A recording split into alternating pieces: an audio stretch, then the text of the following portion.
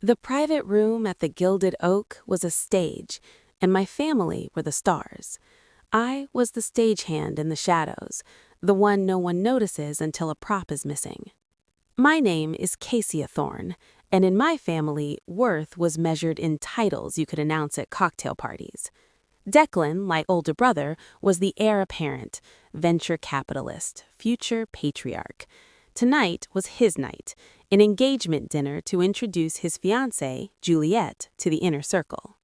I was seated just far enough from the center to be an afterthought. White tablecloth, heavy silver, the soft clink of crystal.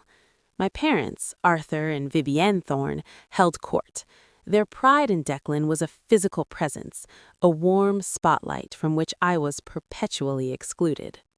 Cassie is still exploring her path, my mother said smoothly when Juliette glanced my way, her tone a practiced blend of pity and dismissal. She's always marched to her own beat. My father chuckled, swirling his bourbon. Let's just say she didn't inherit the killer instinct for finance. We've offered her a position at the firm a dozen times. He said it like he was offering a life raft to someone content to drown.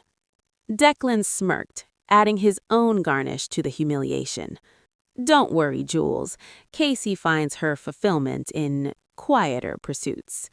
The table laughed politely. My cheeks burned, but I kept my eyes on my plate, tracing the rim with my finger. Quieter pursuits. They saw my modest apartment as failure, my simple wardrobe as a lack of ambition. They had no idea that while they dined on steaks and traded boasts, my days and nights were consumed by the silent, meticulous construction of an empire. I had built Aether Logistics from my kitchen table, a supply chain optimization platform so disruptive, so stealthy, that industry analysts called its anonymous founder the Ghost. We moved essential, sensitive materials for governments and Fortune 100 companies. Our success depended on absolute discretion. My silence wasn't shame, it was strategy. The dinner wore on. Declan held forth on market fluctuations. My father pontificated about legacy. My mother orchestrated the conversation like a symphony conductor, ensuring no dissonant notes, like my success, interrupted the melody. Then Juliette leaned forward. She'd been observing all night with an unnerving acuity. Her gaze, which had flitted over the family's performance, now settled on me and stuck. Cassia, she said, her voice cutting through my father's monologue, Declan's been vague. What is it you actually do? The table hushed. Declan waved a dismissive hand. Oh, it's some tech-adjacent thing, very niche, not really dinner conversation. But Juliette didn't look at him. She was watching me, a flicker of recognition in her eyes. Is it in global logistics? She pressed. A current of electricity shot down my spine. I met her gaze and gave a single, slow nod. Yes. Her eyes widened almost imperceptibly. Optimization software? The kind that handles complex, high-stakes routing? The air left the room. My mother's smile froze. My father's fork hovered midair. Yes, I said again, my voice steady as stone. Juliette sat back, a hand going to her mouth. She looked from me to a bewildered Declan, then back. Her voice dropped to a whisper, but in the tomb-like quiet, it echoed. Wait, you're not Cassia Thorne? You're C. Thorne, the founder of Aether Logistics.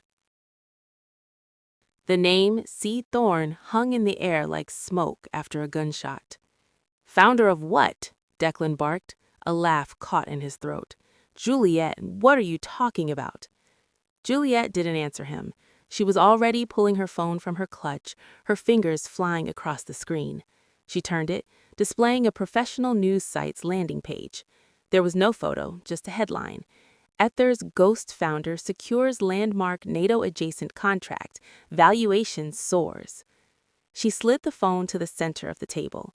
My father snatched it up, his face draining of color as he scanned the article. My mother peered over, her hand trembling as she reached for her wineglass. My firm, Juliette said, her voice clinically calm, has been trying to get an introduction to see Thorne for 9 months. We've offered blank check consulting fees. We've been told the founder values privacy above all else, operates on a need-to-know basis. She looked directly at my brother, her fiancé, her voice dropping to a blade's edge. You told me you wanted me to meet true innovators. I didn't realize I was sitting across from the one who's been outmaneuvering us all. The stunned silence was a living thing. I watched the understanding crash over them in waves. My father's arrogance shattered into sheer confusion. Cassia, why? Why wouldn't you tell us? I finally lifted my glass, taking a deliberate sip of water. The action felt powerful, final. You never asked a real question, I said, my voice quiet but clear. You only ever offered pity or a desk job at a firm I wouldn't trust with my mail. You decided who I was a long time ago. Correcting you seemed exhausting. Declan shot to his feet, his chair screeching. This is a setup, some PR stunt. If this were true, your name would be everywhere. The power, Juliette countered, not even looking at him, her eyes still on me, her voice dropping to a blade's edge. You told me you wanted me to meet true innovators. I didn't realize I was sitting across from the one who's been outmaneuvering us all. The stunned silence was a living thing. I watched the understanding crash over them in waves. My father's arrogance shattered into sheer confusion. Cassia, why? Why wouldn't you tell us? I finally lifted my glass, taking a deliberate sip of water. The action felt powerful, final.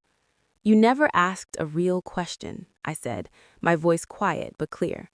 You only ever offered pity or a desk job at a firm I wouldn't trust with my mail. You decided who I was a long time ago. Correcting you seemed exhausting. Declan shot to his feet, his chair screeching. This is a setup, some PR stunt. If this were true, your name would be everywhere. The power, Juliette countered, not even looking at him, her eyes still on me, her voice dropping to a blade's edge. You told me you wanted me to meet true innovators. I didn't realize I was sitting across from the one who's been outmaneuvering us all. The fallout was a quiet earthquake. Declan's engagement to Juliette ended within the month. The rumor was she couldn't reconcile the man he pretended to be with the man who was so blind to the genius in his own family. My parents' calls were strained, full of awkward questions that felt like audits. They tried to pivot, to absorb my success into their narrative, our daughter, the discreet mogul, but the foundation of our relationship was cracked. The respect was new and brittle and came too late.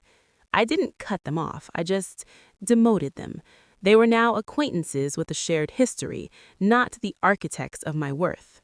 As for me, I finally stepped out of the shadows on my own terms. I gave one interview to a major financial publication, not to boast, but to claim my work. The headline read, "The Ghost Steps Forth, Cassia Thorne on Building an Empire in Silence." The article didn't mention my family. It didn't need to. The story was in the work. I learned that the most satisfying revenge isn't loud. It's the profound, unshakable peace that comes when you stop seeking validation from people who gave up on you before you even started. It's watching them realize the joke was always on them. They spent years laughing at the quiet one, never realizing I wasn't just listening to their noise. I was building a world where it couldn't reach me. If you know the sting of being underestimated by those closest to you, you're not alone. For more stories about quiet power and stunning comebacks, hit subscribe and join the Clara's Revenge community. Your turn is coming.